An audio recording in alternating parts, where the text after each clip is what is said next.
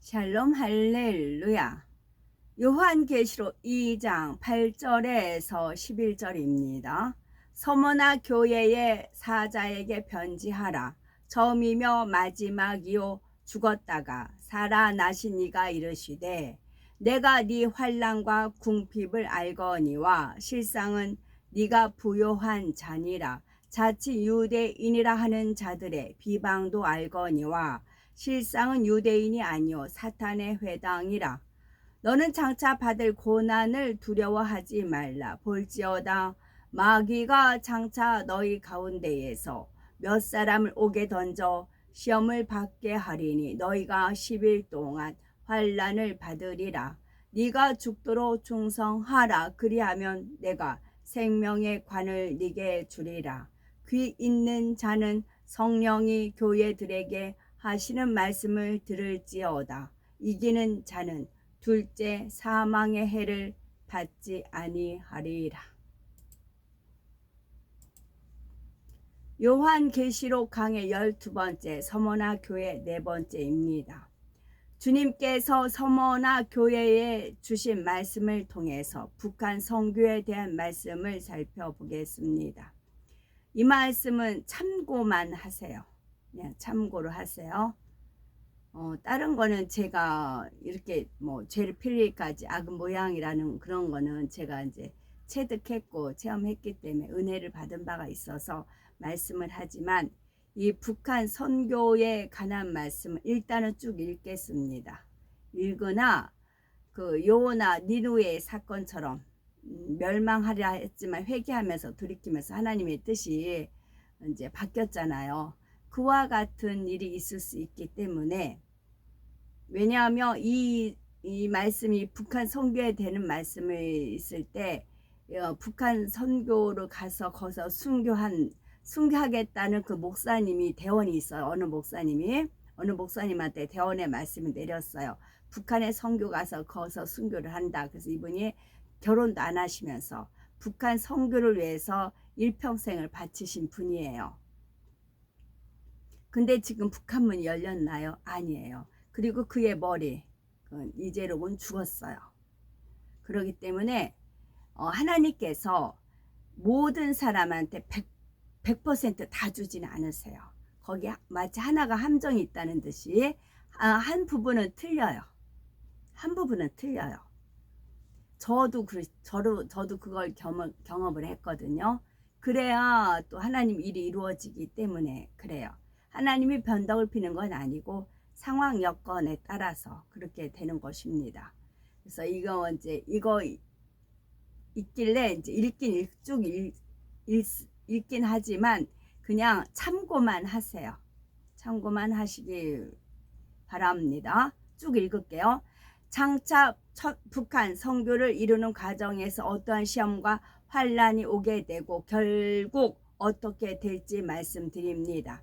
때가 되면 개방의 물결을 타고 북한에 들어가서 놀라운 권능의 역사 가운데 복음을 전파하지만 얼마 지나면 다시 개방의 문이 닫히면서 선교 활동 역시 어려움을 겪게 됩니다. 이런 과정에서 핍박과 환란을 겪게 되고 몇 사람은 잡혀오게 갇히는 상황까지 이르지요. 권능의 역사와 함께 복음이 급속히 퍼지는 것을 심히도 경계한 북한 당국은 자기들 나름대로 명분을 만들어서 옥에 갇힌 사람들을 죽이기에 이릅니다. 이처럼 순교에 이르기까지 진행되는 시간을 가리켜 10일이라 한다 하지요. 그리고 이렇게 순교에 이르기까지 충성했을 때 그에게 주어지는 축복이 어떤 것인지가 네가 죽도록 충성하라. 그리하면 내가 생명의 면류관을 네게 주리라 하신 이 말씀 안에 담겨 있습니다.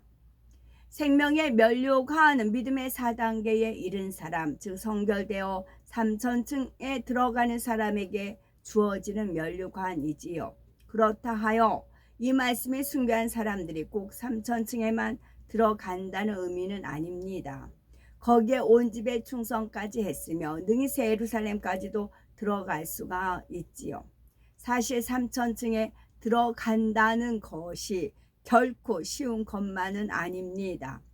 물론 어려운 것도 아니지만 악의 모양이라도 버리기 위해서는 그만큼 죄와 피 흘리기까지 싸워야지요. 순교까지 하면서 자신의 육의 생명을 주님을 위해 드린 사람이라면 능히 죄와의 피 흘리기까지 싸워버림으로써 결국에는 성결을 이룰 사람이기 때문에 이처럼 성결을 이룬 사람에게, 순교를 이룬 사람에게는 삼천증에 해당하는 영광이 주어지는 것입니다.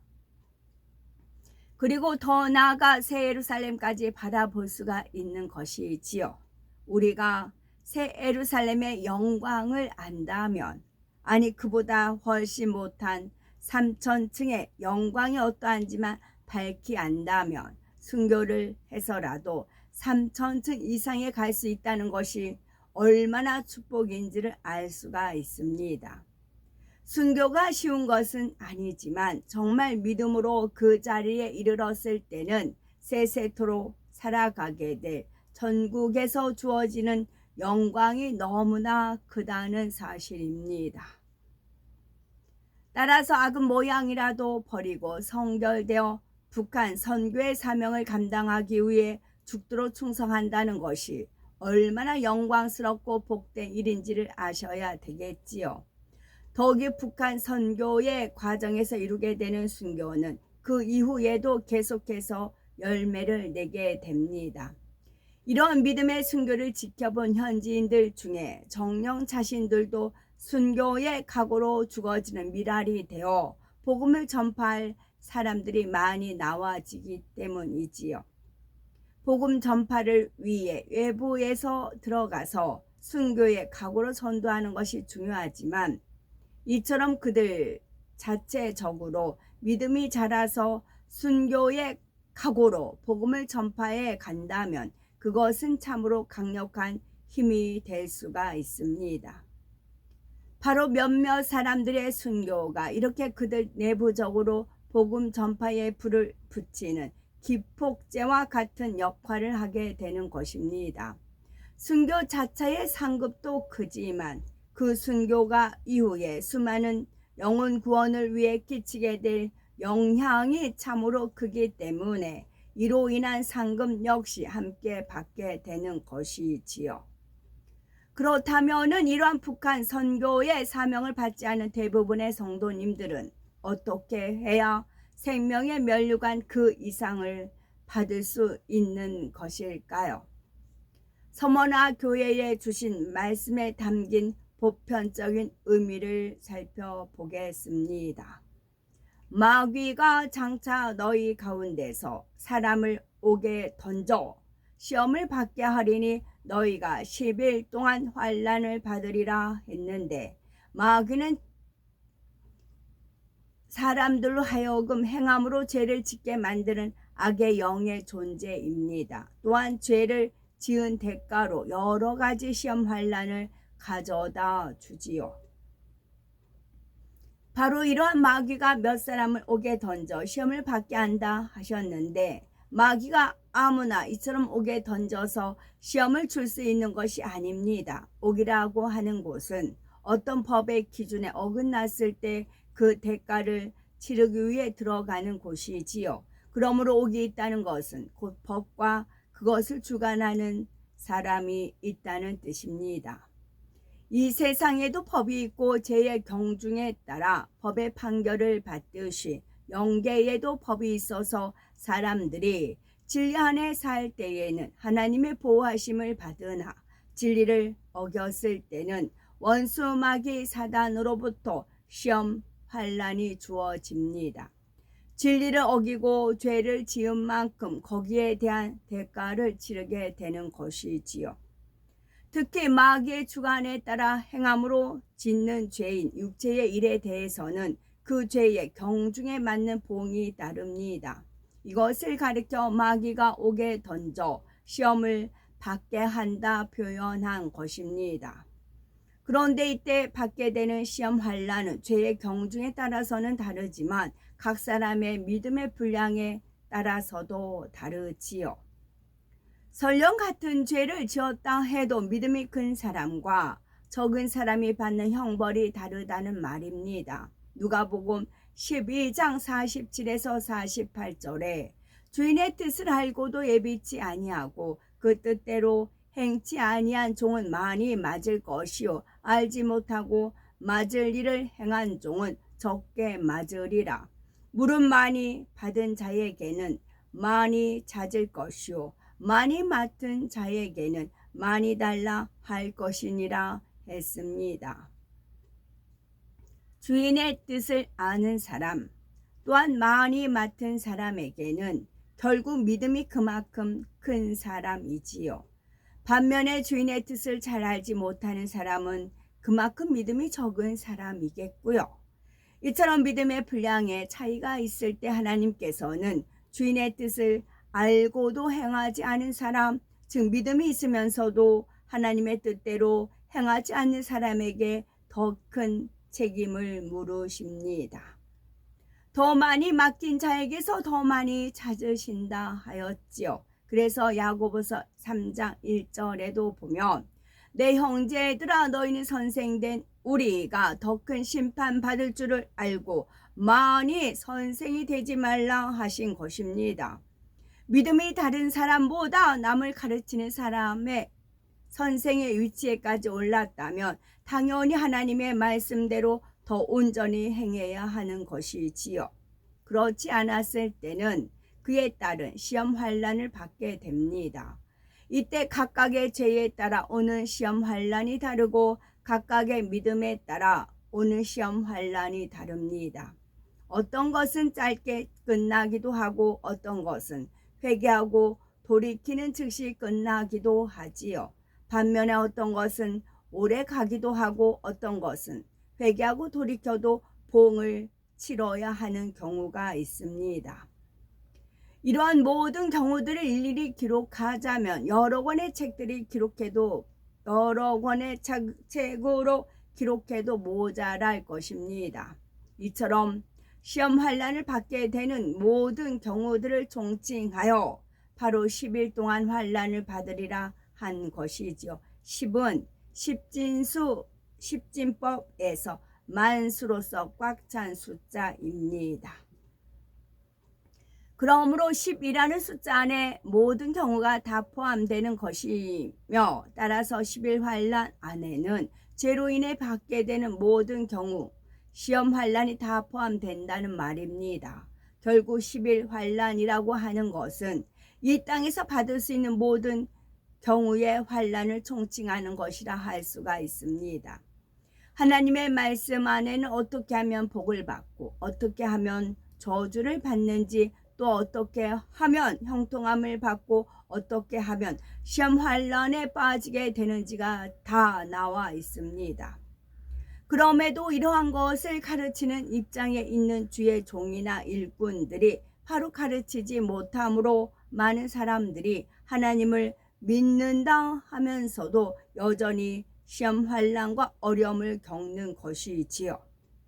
예를 들면 무조건 믿으면 구원받는다 하니 어떤 사람들은 교회 다니면서도 여전히 죄를 짓고 가장 기본적인 11조와 안식일도 지키지 못함으로 각종 사고와 환난을 당하기도 합니다. 그러면서도 왜 자신이 이런 환난을 당하는지 그 이유를 알지 못하니 돌이킬 수가 없는 것이지요. 무조건 11조와 안식일만 지킨다 해서 모두가 다 지킴받는 것은 또 아닙니다. 이미 초신자를 넘어 믿음이 어느 정도 있는 사람이 단지 11조와 안식일만 지키는 것으로 자신의 할 바를 다 했다고 생각하면 안 됩니다. 믿음이 있으면 그만큼 하나님 앞에 행해야 할 바가 커진다는 사실입니다.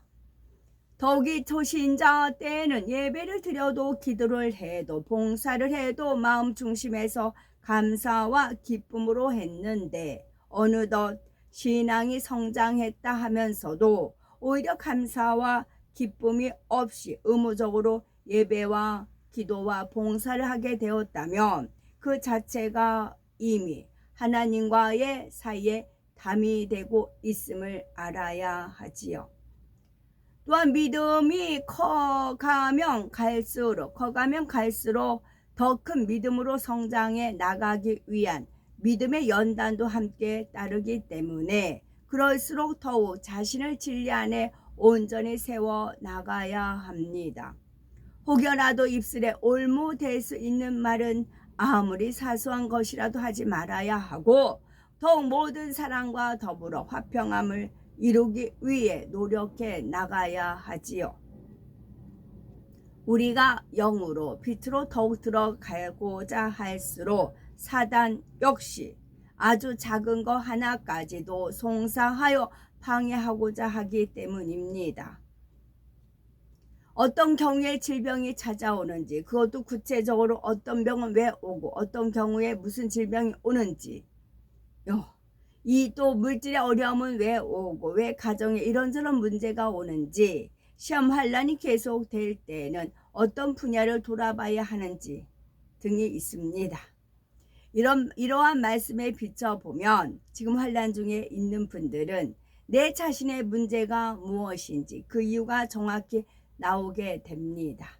그 환란에서 벗어나는 방법도 있고요. 그 가장 기본이 바로 자신의 죄를 회개하고 돌이키는 것입니다. 하나님과의 사이에 죄의 담을 먼저 헐어야 합니다. 그리고 이후로는 하나님의 말씀 안에 살며 하나님 앞에 충성해 나가야 하지요. 하나님께서 원하시는 충성은 단지 육적인 충성이 아닙니다. 죽도록 충성하라 하신 것도 단지 육의 생명을 다하는 충성의 차원이 아니라 바로 영적인 충성을 원하시는 것이지요. 그러면 과연 영적으로 하나님 앞에 죽도록 충성한다는 것은 무엇일까요? 우리가 이 땅에서의 삶을 마치고 아버지 하나님의 보좌 앞에 서는 날, 우리는 이 땅에서 아버지 하나님을 닮아 영으로 빛으로 일군 만큼, 그리고 행하고 일한 만큼 그에 따라 주어지는 처소와 상급을 받게 됩니다. 모두가 면류관을 받는 것도 아니고 똑같은 면류관을 받는 것도 아니지요. 심은 대로 거두게 하시는 공의로우신 하나님께서는 믿음을 가지고 얼마나 하나님의 뜻대로 행하며 살았느냐에 따라 더 좋은 처소로 더 좋은 상급으로 갚아주신다는 사실입니다. 적당히 신앙생활 한 사람과 하나님 앞에 생명 다해 충성한 사람이 하늘나라에서 같은 위치에 서서 같은 대우를 받는다면 이 자체가 벌써 공의롭지 못한 일이지요. 그래서 하나님께서는 천국을 구분해 놓으셨고 그 각각의 처소에 맞는 면류관과 영광을 예비해 놓으셨습니다. 따라서 각 처소에서 주어지는 면류관에 대해서 간단히 살펴보겠습니다. 먼저 겨우 부끄러운 구원을 받은 사람이 가게 되는 낙원에서는 주어지는 면류관이 없습니다.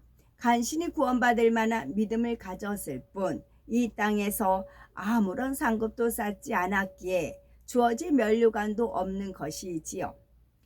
다음으로 1천층에 가는 사람은 썩지 아니할 면류관을 받게 됩니다. 고린도전서 9장 25절에 이기기를 다투는 자마다 모든 일에 절제하나니 저희는 썩을 면류관을 얻고자 하되 우리는 썩지 아니할 것을 얻고자 하노라 했지요. 1천층에 들어가는 사람은 그래도 하나님의 말씀대로 행하려고 노력하는 믿음이 있어서 이 세상에 썩어질 것을 취하지 않기 위해 어찌하든 절제하며 노력한다고 했기 때문에 썩지 아니할 면류관이 주어지는 것입니다. 다음으로 2천층에 가는 사람은 베드로전서 5장 4절에 말씀하신 영광의 면류관을 얻게 됩니다. 2천층에 들어갈 만한 믿음을 가진 사람은 죄를 피 흘리기까지 싸워 버려가는 사람으로서 그의 말과 행동이 세상에서 빛과 소금의 역할을 감당하게 되지요. 그랬을 때 하나님께 영광을 돌리며 살게 되고 이런 사람에게 영광의 면류관이 주어지는 것입니다. 다음으로 3천층은 하나님을 지극히 사랑하는 믿음을 가진 성결된 사람이 들어가는 곳으로서 바로 생명의 면류관이 주어집니다.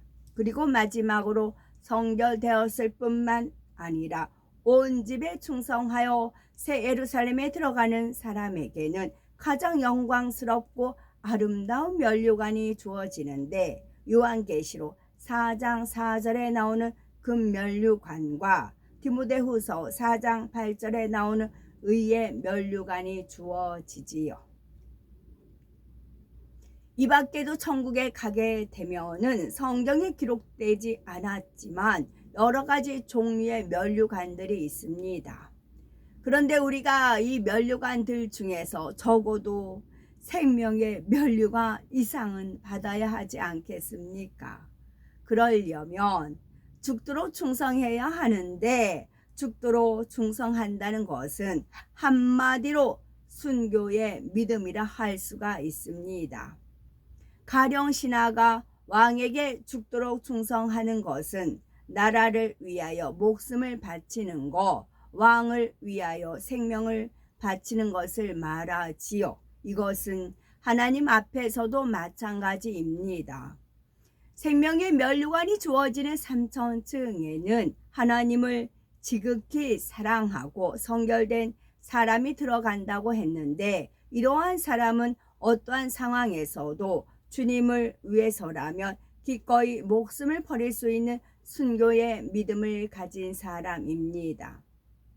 이것을 단지 눈에 보이는 육의 생명을 드리는 충성으로만 생각해서는 안 되지요. 물론 하나님 앞에 충성하다 보면 앞서간 많은 믿음의 선진들과 같이 육의 생명도 드리는 충성을 하는 것은 당연합니다.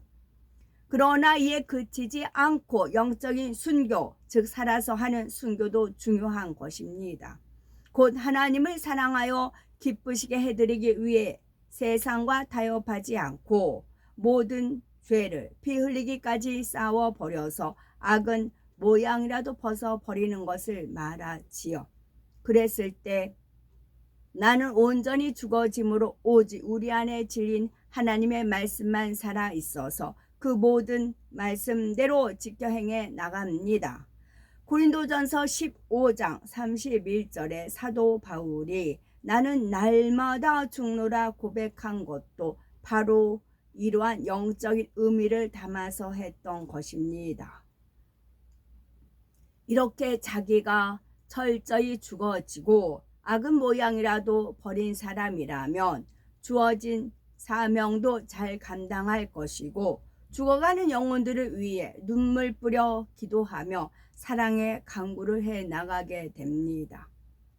이처럼 성결된 사람이 거룩한 마음 중심에서 생명 다하도록 맡은 바 사명을 감당해 나가는 것, 이것이 진정 하나님께서 원하시는 생명을 다한 충성인 것입니다. 그런데 스스로가 나는 이처럼 죽도록 충성한다 생각한다 해서 그것이 하나님 앞에서도 인정받는 충성이라고는 말할 수가 없습니다. 생명의 면류관을 받을 만한 자격을 갖추기 위해서는 그만한 시험을 통과해서 하나님으로부터 인정을 받아야 합니다. 야고보서 1장 12절에 시험을 잡는 자는 복이 있도다. 이것에 옳다 인정하심을 받은 후에 주께서 자기를 사랑하는 자들에게 약속하신 생명의 면류관을 얻을 것임이니라 했습니다. 이 말씀처럼 생명의 면류관을 받으려면 주어진 시험을 잘 참고 통과하여 하나님으로부터 옳다 인정하심을 받아야 합니다. 아브라함도 하나님께서 아들 이삭을 번제로 바치라 하셨을 때 그것을 감사함으로 통과하여 옳다 인정함을 받은 후에야 믿음의 조상으로 세워지지 않았습니까? 우리도 마찬가지인 것입니다. 정말 흔들리지 않는 반석에 서 있다면 상상할 수 없는 큰 시험이 온다 해도 오직 죽도록 충성하며 모든 시험을 즐거움 가운데 참고 통과할 수가 있는 것입니다. 사도 바울은 로마서 8장 35절에 고백하기를 누가 우리를 그리스도 사랑에서 끊으리요 환난이나 공고나 핍박이나 기근이나 적신이나 위험이나 칼이랴. 우리도 바로 주님을 향한 이러한 사랑이 있다면 주님의 몸된 교회를 위해 그리고 성도들을 위해서도 동일한 마음으로 생명 다해 충성할 수 있습니다.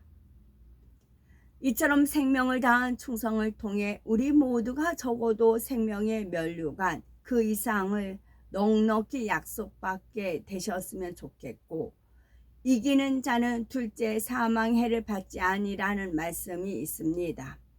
수많은 순교의 피가 있었기에 오늘날 기독교가 전 세계로 전파될 수 있었듯이 아버지 하나님의 크신 섭리를 이루기 위해서 우리는 기도와 땀과 수고와 그리고 생명다한 충성의 순교의 피가 되어야지요.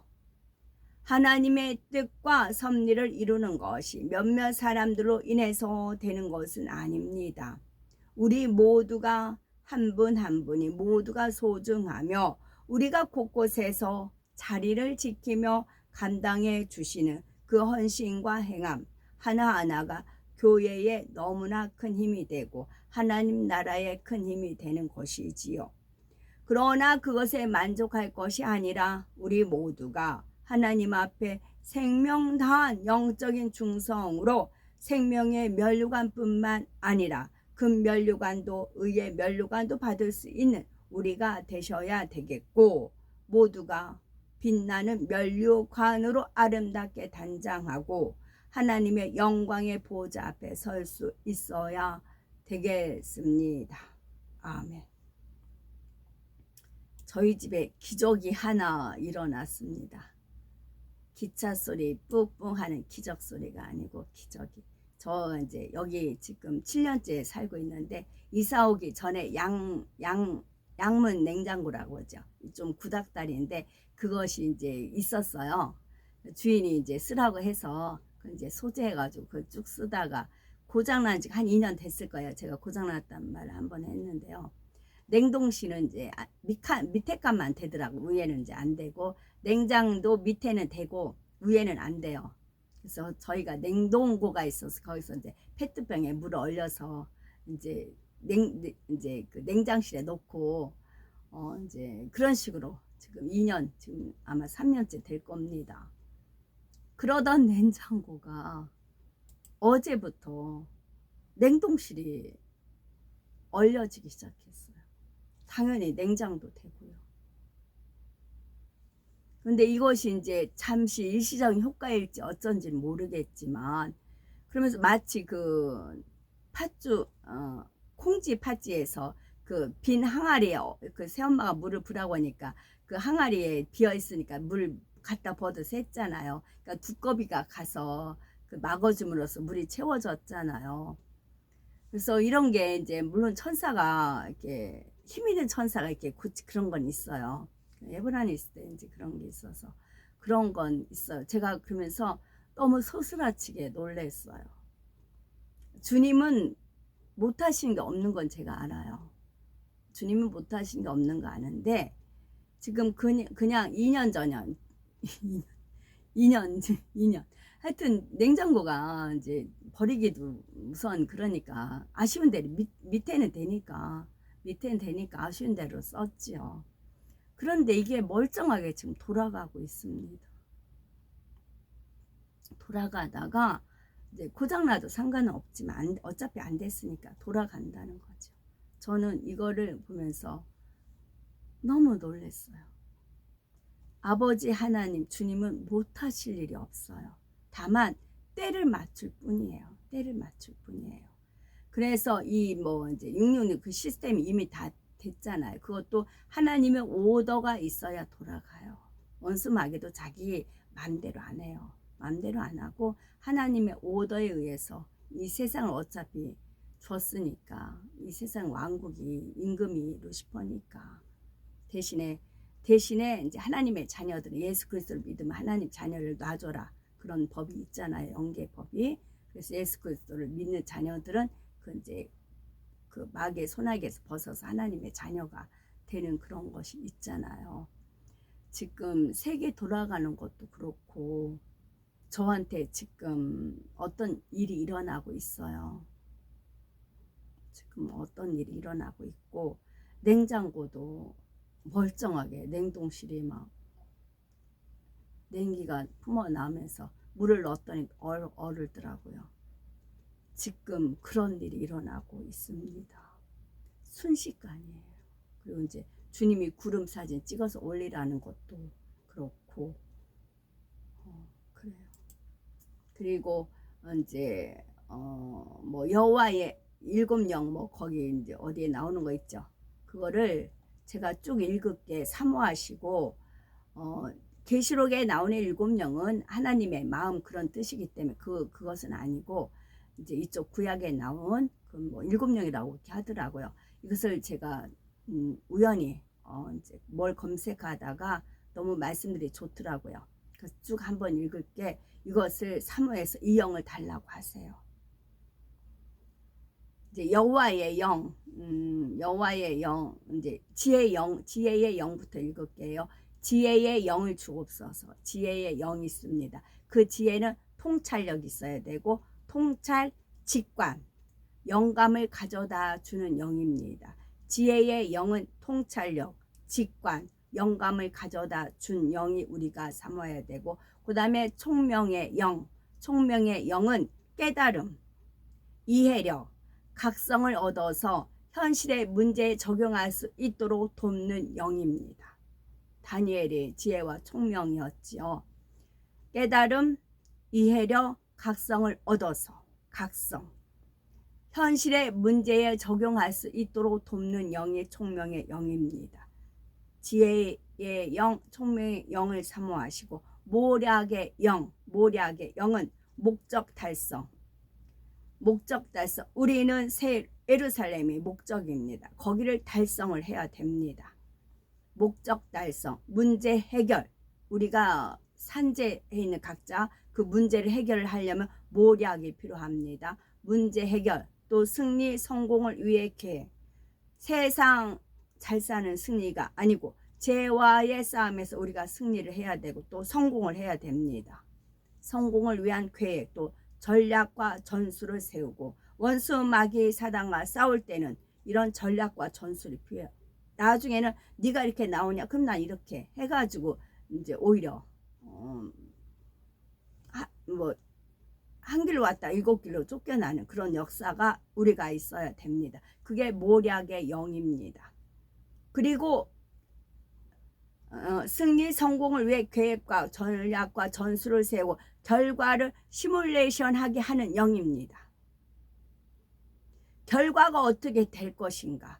내가 죄를 지면 그 결과가 어떨 것인가? 내가 하나님 앞에 충성을 하면 그 결과가 어떨 것인가? 이것을 시뮬레이션하는 그게 모략입니다. 내가 지금 어떻게 하면 내가 천국에서 어떻게 할 것인가? 내가 지금 이렇게 하면 내가 지옥에서 어떻게 할 것인가? 이것을 꿰뚫을 수 있어야 됩니다. 시뮬레이션 할 수 있는 영이 바로 모략의 영입니다.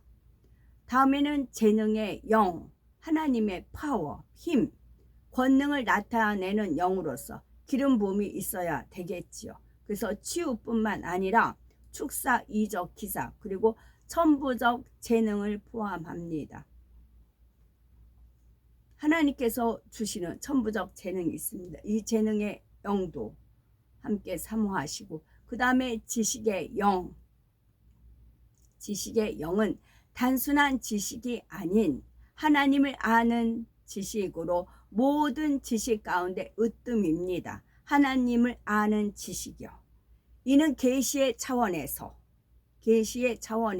하나님께서 하나님의 자신의 비밀을 알려주시는 영이 지식의 영입니다. 또 여호와를 경외하는 영, 이 모든 영의 세례를 받아서 하나님을 아는 완전한 지식에 이르고 하나님과 하나 되었을 때 부어주시는 영이 여호와를 경외하는 영입니다. 이것을 사모하셔서 취하시길 바라고, 또 여호와의 영은 이 나머지 6개 영이 영광 가운데 하나로 나타날 때 일컫는 말이 여호와의 영입니다. 이는 삼위일체 하나님이 셋으로 혹은 하나로 존재할 수 있는 것과 마찬가지이지요. 사모하시어서 얻으시기 바랍니다. 아멘.